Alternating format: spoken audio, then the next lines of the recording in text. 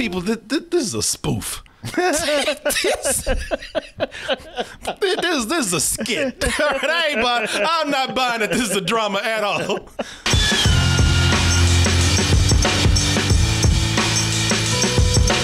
Hey everyone, support our Patreon, which helps us to continue bringing you our live streams, videos, and podcasts while bringing you new content such as exclusive live streams and animated shorts. Netflix is really into going for those Oscars right now, man. You know, they out there bringing these, just like Oscar season, except it's Oscar season on streaming now. You know, they're getting these dramas now, you know, we'll give you a whole bunch of stuff. We'll give you anime. We'll give you, these teen romance movies. We'll give you these movies where rapists take people to another country and brainwash them. Whatever you want. Yeah, whatever. We do a lot of stuff, kid stuff. You know, we do a lot of stuff over here, but now it's time to get serious, get dramatical. And that is what we have here with, even though the name might have thrown some people off, Hillbilly Elegy. And you're laughing now, but hey, man, first of all, this is based on a true story. Ooh, you know, now we getting serious. Get those Oscars lined up. Based on a true story. This is based on the life, the memoirs of J.D. Vance. This is about how he grew up in Kentucky, the Appalachians, and how he got away from this environment of despair and drug abuse. Drug abuse. Should be telling you something right now when I think about this movie. You got it right. Drug abuse, heroin abuse, opioid addiction. You know, all the things that nobody gave a shit about when it affected the black community. But oh my God, it's happening to these white people in the middle of the country. What are we gonna do? And that's why this is a big bestseller for him.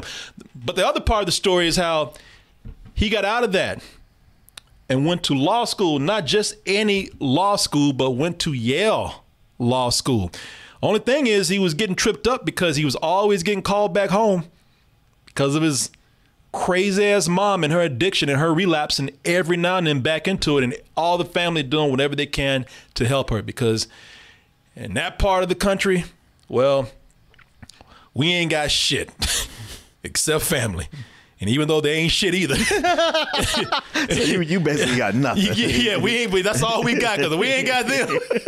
We ain't got nothing. And hey, do I need to sell this more? Multi-Academy Award winning director Ron Howard of such classics as Solo. Come on, man. You know he's done other stuff. I know it. Beautiful Mind and so many other things. Grandchild. All that good stuff. Can Netflix... Whoa, son. What? Yeah, sure. Academy Award winner Ron Howard, but also winners and nominees Glenn Close. Oh, that's right. Yeah. Glenn Close. I've been thinking about... Oh, shut up. I don't want to hear you no more. Glenn Close, and also Amy Adams. Exactly. Amy Adams, who's trying to do that Charlize Theron thing, which means looking like a monster. Can Netflix do it again? Can Netflix actually, surely, with all the ingredients we have here, they're at least getting a nomination. Let's go ahead and take a look at the trailer, and we'll be back to let you know about that and what we thought of the movie right after this. I know I could have done better, but you got to. You looking like, could you? You're like, I don't think so. I don't think any of you motherfuckers could do anything. You look like, bitch, stop lying. Oh, you know me. I always land on my feet. Good. Oh, your face. Judging from what I'm looking at right now. Feet. Are you just too lazy to try? Oh, I tried. Plenty. Well, you know they trying way too hard for the Oscar when they introduce names with a based on a true story. Yeah. Okay. Oh, sorry. Inspired by a true story. Oh, yeah. Which means none of this was None true. of this shit is true. You're a good Terminator. Well, it wasn't always. I had to learn. You could too. son of you. I promise that I'm Just stop. Just pause it. Boy, let me hold off, y'all. No, we gonna get through this. I know. Man, I'm trying, because I'm looking at this. I'm just shaking my head the whole time. I'm just like, is this Adult Swim? I know. Is this Saturday Night Live? I know. Hughie, you gotta write your own life. People, this is a spoof. this is a skit. I'm not buying that this is a drama at all. Netflix is trolling. We got all these big ass stars. We playing this series, but we really around. I don't think so. I don't think so. I don't want to believe this. Man, sometimes things are just a bit misguided and nobody sees it. And everyone's acting earnestly and... Man, they had tried hard to be serious. They had tried hard to get your sympathy. To ring emotion. Boy, over the top don't even begin to describe. I would have to go over the top to describe how over the top they get in this movie right here, man. Man, this is so over dramatic that it's comedic. I'm supposed to be feeling sorry for these old hillbilly ass people, and I'm laughing my ass off. I tell you, man, it was just tedious, and it was like, I know I'm supposed to be feeling something here. I felt something. Just not connecting. I laughed more at this than I did Freaky. And I'm not even lying. I laughed my ass off at this movie, y'all. Let's start us out here. We don't really know where it's going. No. It's just like, okay, I'm gonna give this a chance. We start out with young JD here, young JD Vance. And by the way, this is how back in the 90s they had black hood movies. This is white hood movie right here. Right. This is white people's hood movie right here. And you got young JD growing up in the white hood in Kentucky, ragtag Appalachian town, and getting beat up by other people. This place is so raw that when you get bullied, your father comes in, doesn't lecture the other kids, he beats the shit out the other kids. Well, they did just try to drown you. They did. These people are crazy. So I was like, all right, this is nuts, man. Maybe I can get into this. And after we get through being introduced to his hillbilly family, then it's back to Ohio. And that's when we see. That's when we get with older JD, and there are some really cool moments with older JD. First of all, I'm looking at older JD right here. The actor who plays him is Gabriel Basso. He looks like and I'm not talking about, I actually like him in the movie. I just couldn't help but notice he looks like a cross between the chubby Chris Pratt and Henry Cavill. Yeah, I was thinking Henry Cavill, but I was like, he's got very much a Chris Pratt vibe. Yeah, if you got Parks and Rec Chris Pratt and Henry Cavill, put them together, you get this man right here. And and he's actually pretty good. Young JD is played by Owen as Latos, and it's actually really good casting. It is. And that kid is good. So between the both of them, I'm like, well, this could have some promise. Yeah, so often you have a younger actor and an older actor playing the same person, and they don't at all feel like they are the same person. Yeah. But these two did. No, they did, man. I'm looking at this, and I like these moments with him. He's in school. He's struggling. He's trying to get by, trying to get his financial aid straight, which he still ain't getting enough money. He's working 3 jobs, and all he has is I guess it was an Indian girlfriend. Yeah, he's dating Frida Pinto. I don't feel sorry for him. Frida Pinto, yeah, get your shit together. You don't even have to work no more. Let her get the job. She can be a model. Exactly. Support both of y'all. But he's trying, and that story I'm kind of wrapped up in. Yeah, me too. This is a story where I'm like, all right, I want to see how this goes, but that's too bad what I want, because we go into flashback, man. And we go to flashback, and most of those flashbacks going back to Kentucky. Yeah. And that shit, and we keep going back and forth. And when we go back, what's that? I think it's Ohio. Oh, was it Ohio? They start out in Kentucky because they're on a trip back to their family land, but that's the rest of the time they're in Ohio. Man, every time we take those flashbacks, most of those flashbacks are mostly going to JD's drug-addicted mother, played by Amy Adams. She's a heroin addict. And most of those scenes are her snapping, like a wild animal. Like those early scenes. And that's at the point where I'm like, and I don't have any clips for this. And they didn't give me any, and I ain't gonna get none off of Netflix. This is not even out yet. Yeah, right.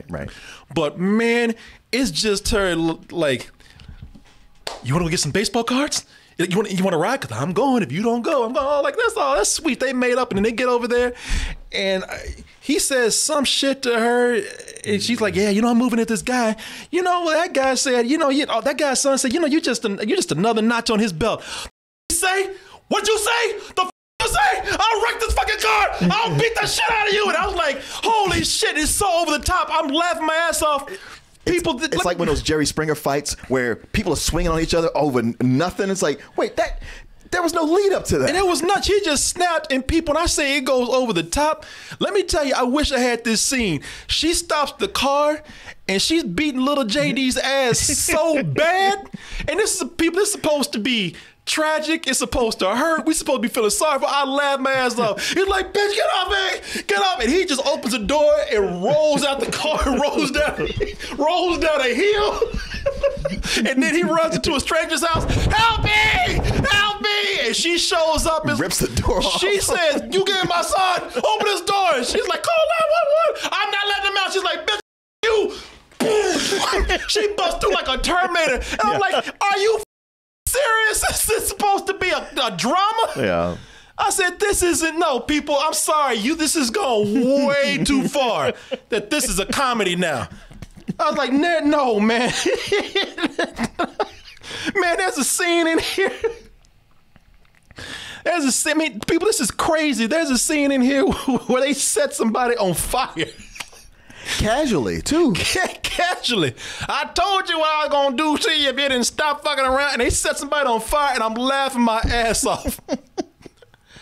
Every time they try to make some emotionally stirring or painful scene, I am laughing my ass off. The structure of this is so all over the place. This suffers from a case of, okay, where the hell are we going? Right.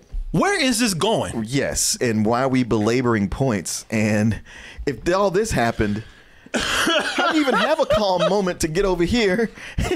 And you gonna show me all this and say, oh, but back in the real time, like I don't care about that now.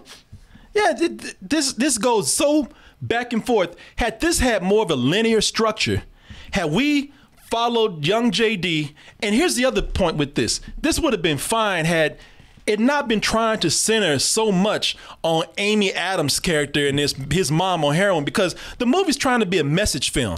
Yeah. It's trying to be a film about, oh my God, the opioid crisis, and look what it does to these communities. I guess maybe J.D. Vance's his memoirs focus on that. But as far as a movie, had we focused on young J.D.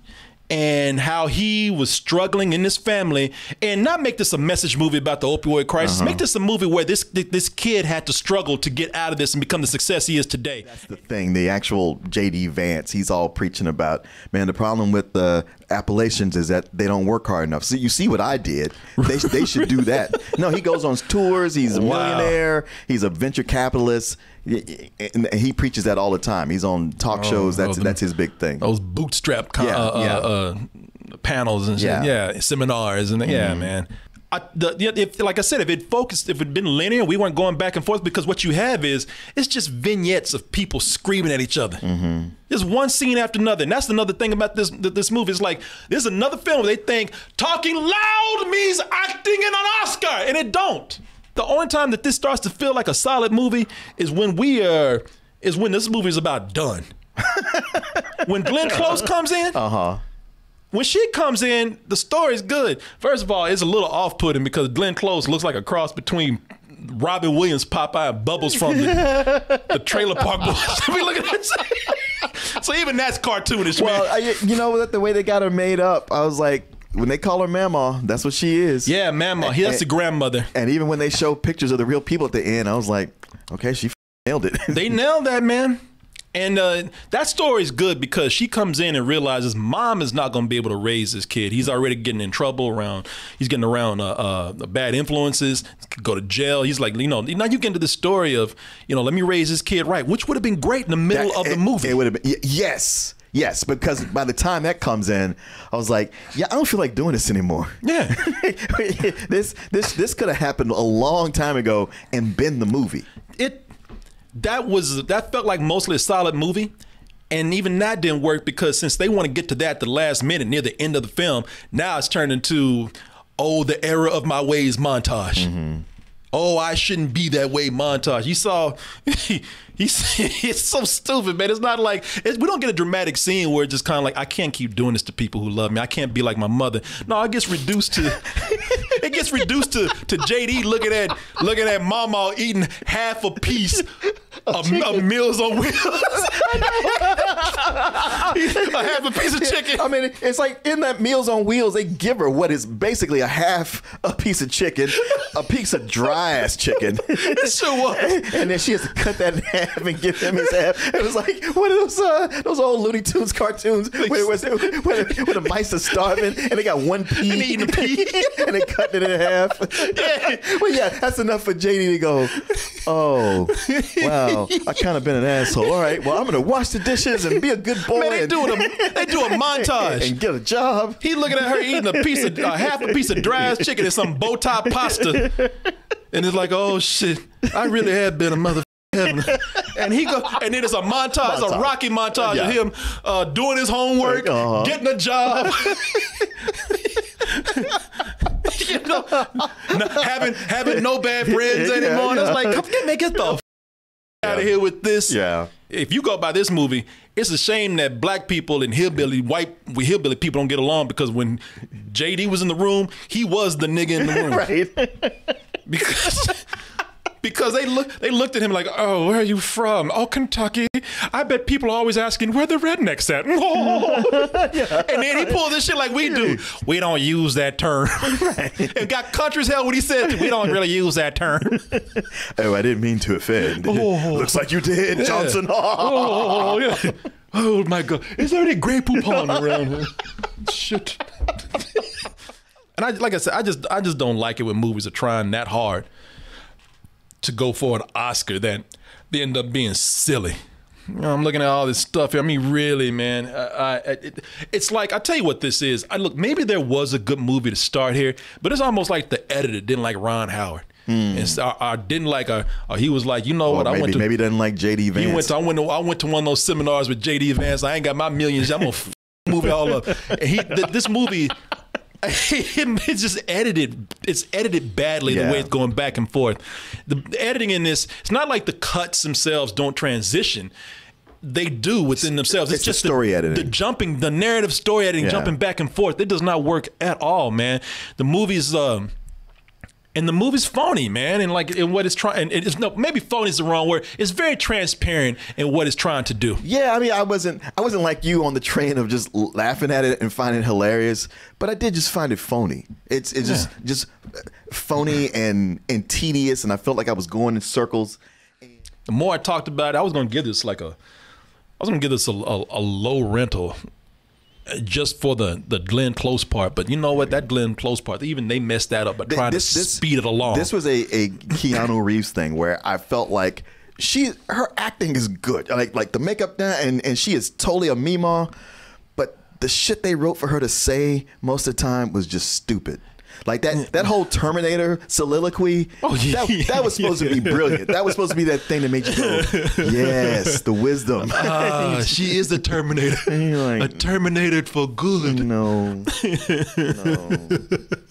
Yeah, there's one line that they gave her, and this is the best line in the movie as far as I'm concerned, because it's a good line. She says, "Kiss my ruby red asshole." Nah, people, this Netflix. You ain't fooling nobody with this. You just like you like the rest of the studios out there. You're just trying to fool people with names and screaming and hollering, putting Ron Howard up. This is an assembly to get an Oscar. Mm-hmm. You know, you're taking a well-known book, inspired by a true story. You got Academy Award-winning actors, an Academy Award-winning director, and you're just putting in a lot of drama so you can go in there and get yourself an Academy Award for this, and it ain't happening. This shit is silly. The algorithm said it would work. I mean, honestly, what you just laid out, it sounds like if you try to come up with a formula, that would be the way to do it. Yeah. Well, unfortunately, algorithms can be wrong. the computer must have been on a blitz or something at that moment. I found this hilarious. And I know they did not mean it. I tell you, to sum it up here, because this is some bullshit. It is. This is some bullshit. Yeah, that's what it comes down to. No, it's some. You know, I tell you what this is. Thinking about how dramatic they're being and how the writing in this is just, it's atrocious. How serious they're trying to be. It's like Tommy Wiseau became a better director, but still wrote those same bullshit scripts. Damn. I was like, man, how did you get this good with directing? And then he edited himself. So much effort goes into going nowhere. Yeah. And by the time it's done, it's like, I don't feel anything for anybody here.